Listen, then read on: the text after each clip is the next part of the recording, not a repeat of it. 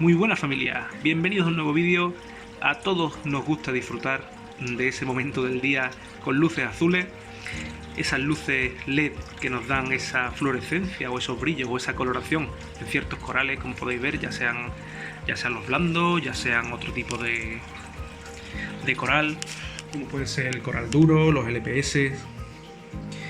Ya sabéis que esas coloraciones las conseguimos sobre todo con la iluminación LED. Es cierto que el T5 también puede ayudarnos a conseguirlo, pero no va a resaltar del mismo modo que puede resaltar con el LED. O al menos en mi caso no lo he conseguido jamás. Y monto Blue Plus, monto varios tubos azules y el LED al final es el que le da ese tono tan espectacular. Así que hasta lo que yo sé, voy a intentar explicaros cómo he montado una barra de iluminación, en este caso una barra casera LED, ¿de acuerdo? Este tutorial va enfocado a aquellos en los que os guste experimentar, que no os importe mancharos un poquito las manos, puesto que hay ya muchas barras en el mercado, ya sean de la marca de Orfec o incluso unas que hay que podéis encontrar en AliExpress o incluso alguna tienda nacional que también puede traeros, que son barras que ya vienen montadas, estancas, todo perfectamente realizado para instalarlo. Yo lo hubiera utilizado, pero en este caso mi acuario tiene 1,60 m y 1,50 m de pantalla. Una barra de 1,50 m de Orfec se me va de precio muchísimo. Y las que hay de imitación china miden hasta 1,20 m.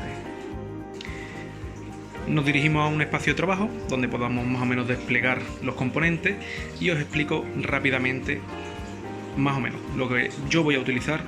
Y ahora si queréis os desgloso un poquito los LEDs y lo básico que entiendo yo con respecto a los componentes y cómo se relacionan entre ellos, ¿de acuerdo? Por supuesto vamos a necesitar bombillas LED, en este caso son diodos LED de SMD 3535 que estoy utilizando, que he comprado en AliExpress. Dice y marca que es free, no lo sé, yo creo que son... No lo sé si serán los originales, aún no los he comprado a un precio muy caro, pero la verdad es que dan buen resultado y los he estado utilizando durante mucho tiempo, al igual que he utilizado otros modelos, como pueden ser estos, que también me han durado años, sobre todo cuando monté hace unos años las pantallas de Dulce, y van fantásticamente bien. Son Power LED de 3 vatios, lo vais a encontrar por ese nombre, y sobre todo lo más interesante es que nos fijemos en sus características que nos van a interesar más sobre todo son el voltaje de trabajo. Estos LED trabajan entre 3,2 y 3,6, estos de aquí, y estos de aquí, según el fabricante, trabajan entre 3,2 y 3,4. Si nos movemos en ese rango no vamos a tener problemas. Ahora los desglosamos. Luego vamos a ver qué es el color que nos da, que son los nanómetros que emite ese diodo LED, que va a estar, por ejemplo, en estos que he elegido, entre 450, que son unos de un tipo, que son los que tienen la marquita azul, y 470, que son los que tienen la marquita blanca. En este caso los he ido alternando. En la pantalla que ya tengo montada los he utilizado todos del mismo color, que son, según fabricante, entre 450 y 440 aproximadamente. Pero son todos iguales. En este caso voy a alternar dos colores, simplemente por hacer pruebas, que para eso es lo que realizo este tipo de cosas. Según fabricante, también estos LED dice que son SMD 3535.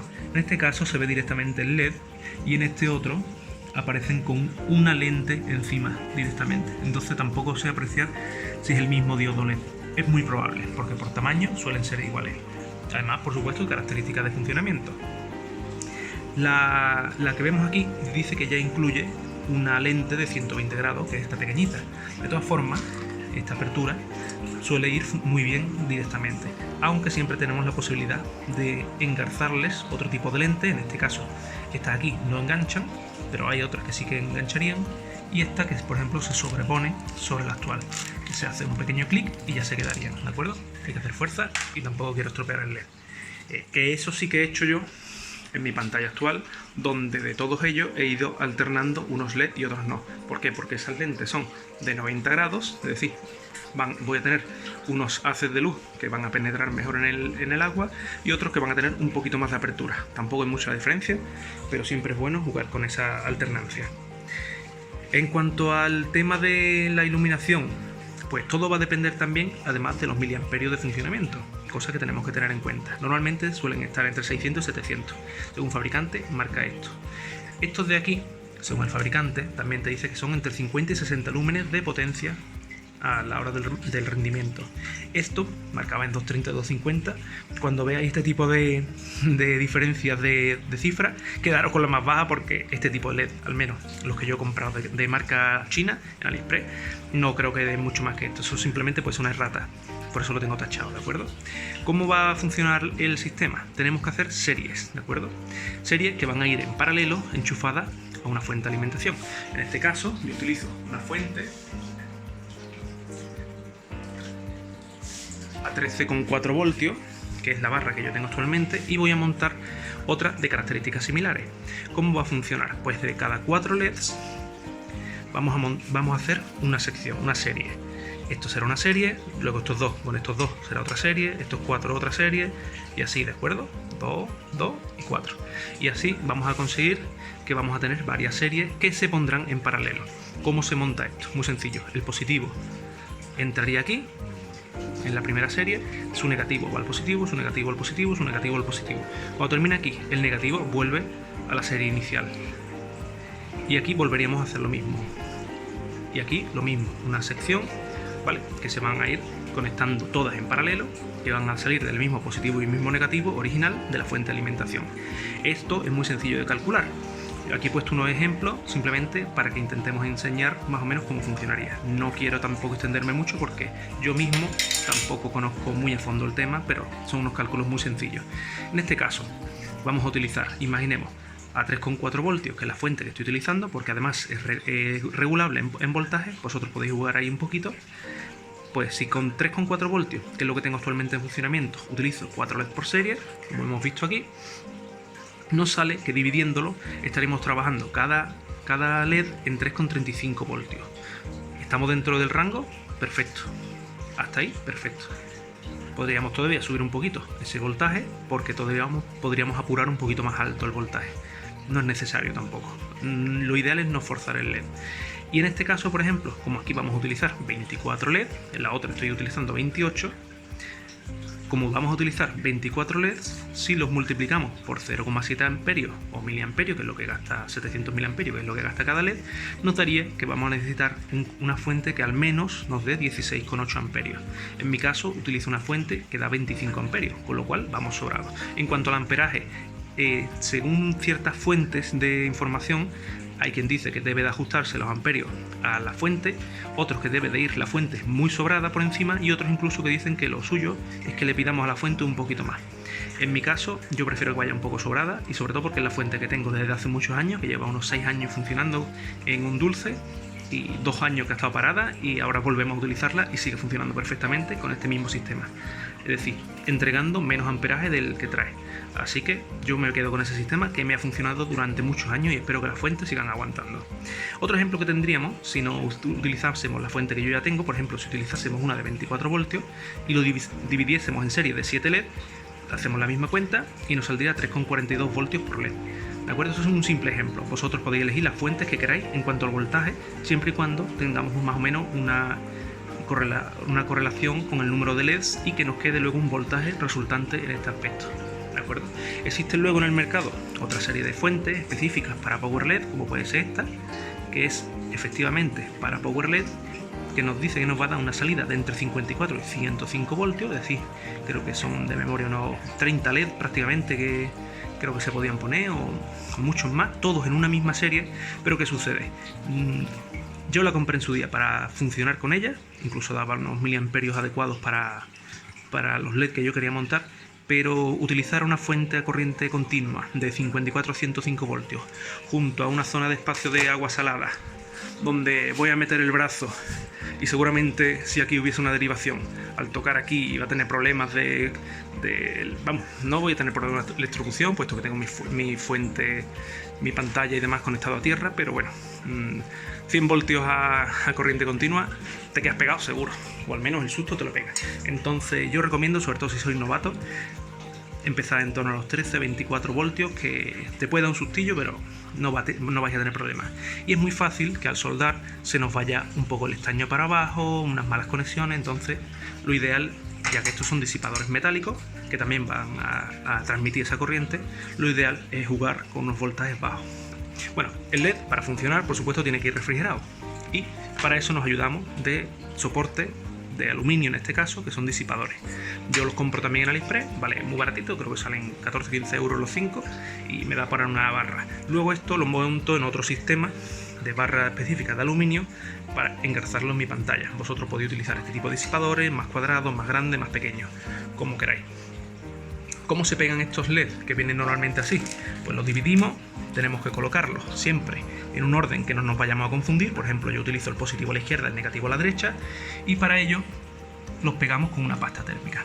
Hay pastas térmicas, como en este caso, que son simplemente disipadoras, es decir, que se ponen simplemente para que haga función de disipación, que la calor que emita el LED la transmita más fácilmente a lo que es el disipador, y otras que además también son sellantes y que pegan, es decir, que podéis ponerlo y ya valdría de pegamento para fijarlo. Que no, que solo queréis usar la que no sella, pues lo podéis poner unos tornillitos y ya está. En este caso se han quedado muy fijas y no se van a mover, y así he montado las anteriores y todavía están perfectamente. También, por supuesto, existen los LED más pequeñitos que ya he utilizado en anteriores ocasiones en mi antigua barra LED, pero como no conseguía la disipación perfecta, pues se acababan fundiendo con el tiempo y es un rollo. Así que he decidido irme a los Power LED, que siempre me han ido bien, y punto. Vamos a necesitar estaño para la soldadura, ya sean de las calidades más o menos que vosotros encontréis. Siempre se agradece un poquito de ácido o pasta para soldar, que se suele llamar. Vamos a necesitar un cableado fino, en este caso es de sección de 1 milímetro o menos, no recuerdo el cable que tenía por casa. Y para todo ello, un soldador. Este uno que compré en AliExpress, que me ha costado 4 o 5 euros. Antes utilizaba otros del chino también de 7 o 8 euros y perfectamente. Para lo que yo necesito, no necesito más. Un soporte para dejar el soldador cuando no lo estoy utilizando. Un poco de algodón húmedo o una esponjita para limpiar las puntas del soldador. Y poco más. Voy a ponerme a desplegarlo y lo voy enseñando. El primer paso siempre es preparar previamente donde vayamos, la superficie a soldar. Lo que yo hago es con un cepillo para los oídos, con un palito de oído, mojo un poquito de ácido y limpio sobre la parte del circuito donde vayamos a soldar.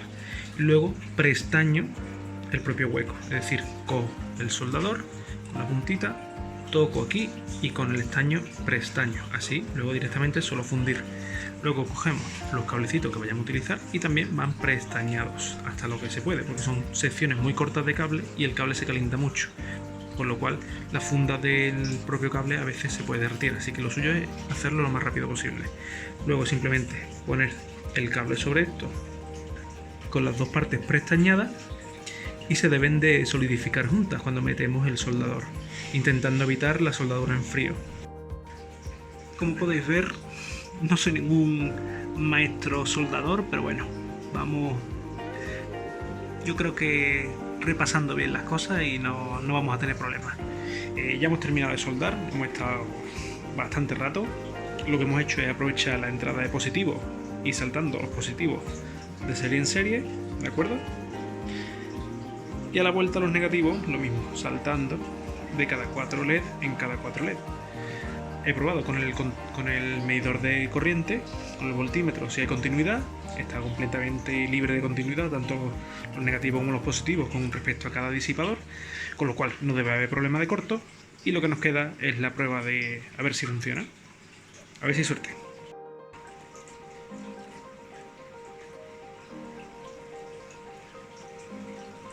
Comprobamos que funciona.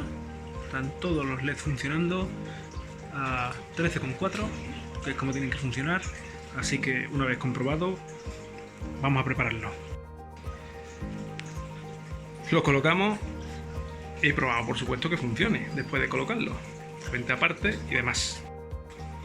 Bueno, familia, ya sabéis que aquí en este canal o en esta casa tratamos de ahorrar al máximo, y en la pantalla no podía ser de otra forma. Ya sabéis que es una pantalla que restauré.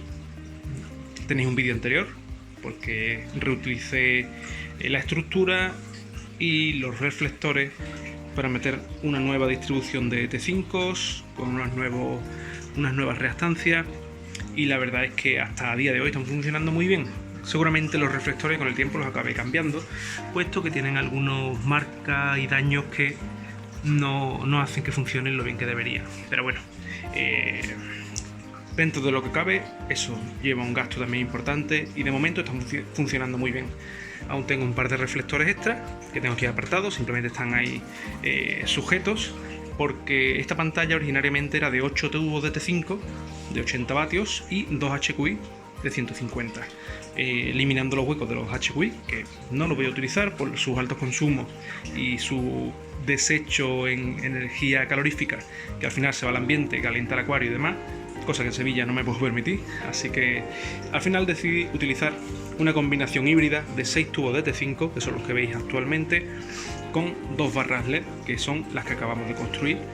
Esta, que ya llevaba varias semanas o un mes utilizándose, y ya visteis también en el anterior vídeo cuando la enseñé, unos colores muy buenos, la tenía centrada, pero esa fijación en el centro no permitía abrir lo suficiente.